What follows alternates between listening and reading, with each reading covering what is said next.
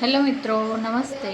આજે આપણે બનાવીશું બટાકાના ભજીયા. એના માટે મેં અહીંયા 2 નંગ સોલીને બટાકા રાખી દીધા છે અને જોડે મરચાંના પણ બનાવીશું. મરચાં પણ ધોઈને સમારી લીધા છે. હવે આપણે એનું ખીરું તૈયાર કરી દઈશું. એના માટે આપણે 3 થી 4 ચમચી ચણાનો લોટ લઈ લઈશું.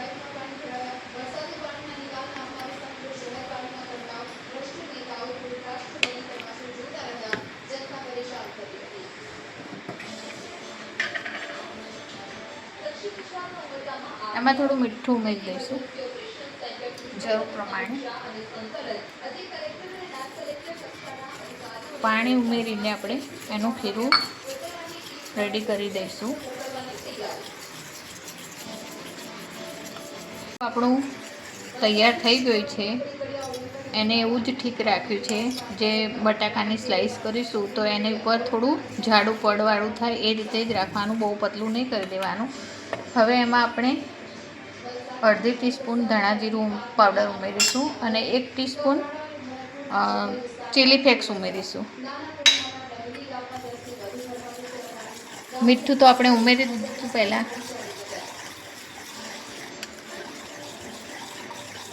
દસ મિનિટ આપણે ખીરાને રેસ્ટ કરીશું ઢાંકીને. ત્યાં સુધી આપણે આની સ્લાઈસ તૈયાર કરી દઈશું.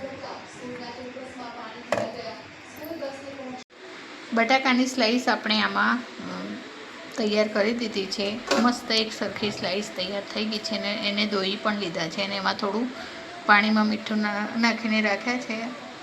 હવે આપણે મસાલો, એક બાજુ ગેસ ચાલુ કરીને તેલ પણ મૂકી દીધું છે ગરમ કરવા. આપણે હવે ભજીયા ગરમ તેલ ગરમ થાય ત્યારે તળી લઈએ.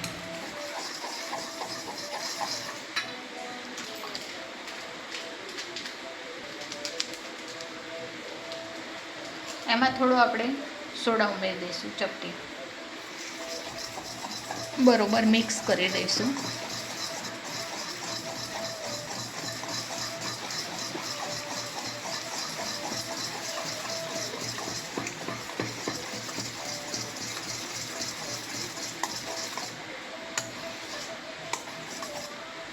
એક બાજુ સરસ મસ્ત મજાનો વરસાદ પડી રહ્યો અને ચાની સાથે ભજીયા ખાવાની કંઈક ઓર જ મજા આવે છે.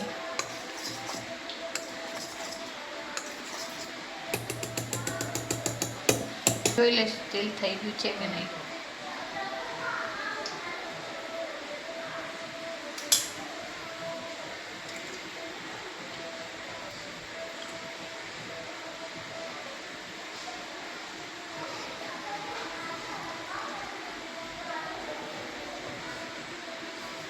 તેલ આપણું રેડી થઈ ગયું છે. હવે આપણે ભજીયા તળીશું.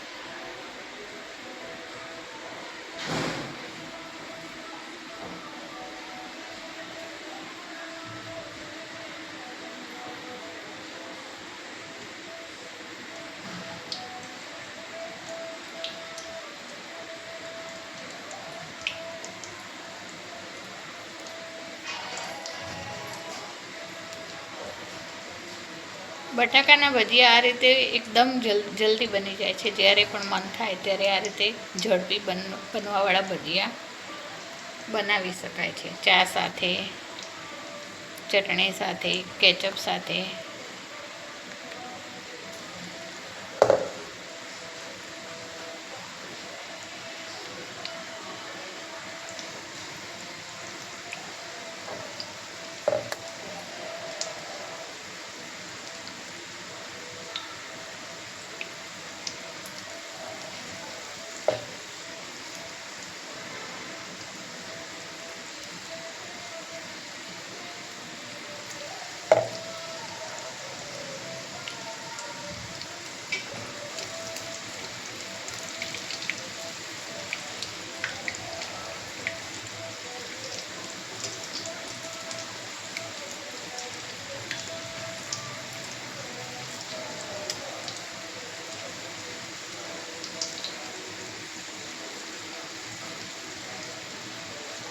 ખીરામાં આપણે મરી પાવડર પણ ઉમેરી શકાય છે, પણ મેં નથી ઉમેર્યું.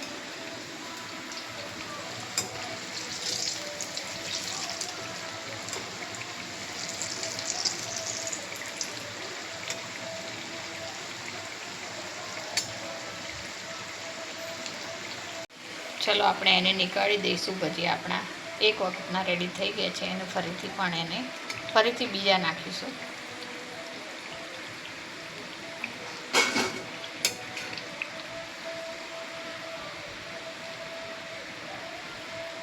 બટાકાના ભજીયા નાના છોકરાઓને સૌથી વધારે ભાવે છે. બળી નાખો રાખો થોડું.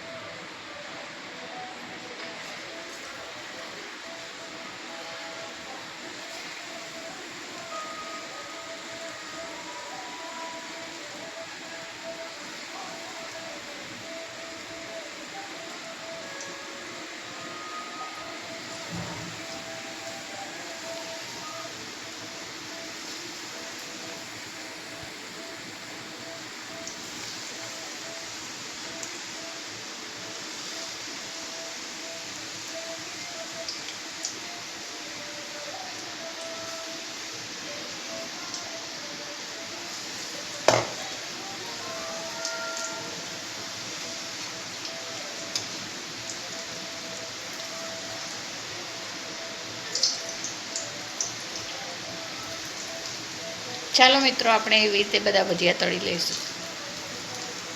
તળાઈ ગયા છે. હવે આપણે મરચાંના ભજીયા તળી લઈશું.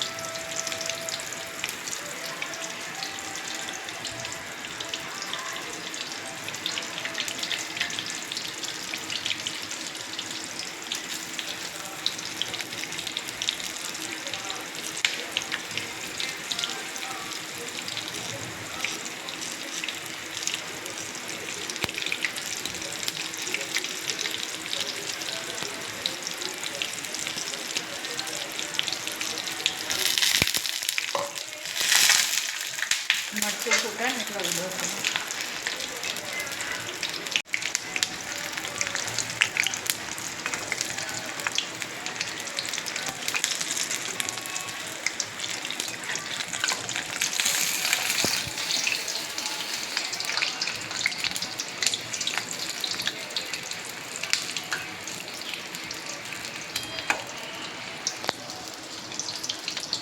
મિત્રો, આપણા ભજીયા તળાઈને રેડી થઈ ગયા છે.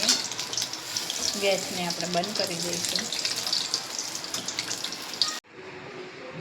મિત્રો, આપણા ભજીયા બનીને રેડી થઈ ગયા છે. જોઈ શકો છો, મસ્ત એકદમ પોચા રૂ જેવા બન્યા છે અને ક્રિસ્પી પણ બન્યા છે. અને એમાં ચીલી ફ્લેક્સ એડ કર્યું છે તો ઓર મસ્ત લાગે છે. મરચાંના ભજીયા પણ રેડી થઈ ગયા છે. ચલો મિત્રો, નેક્સ્ટ વિડીયોમાં મળીશું. બાય.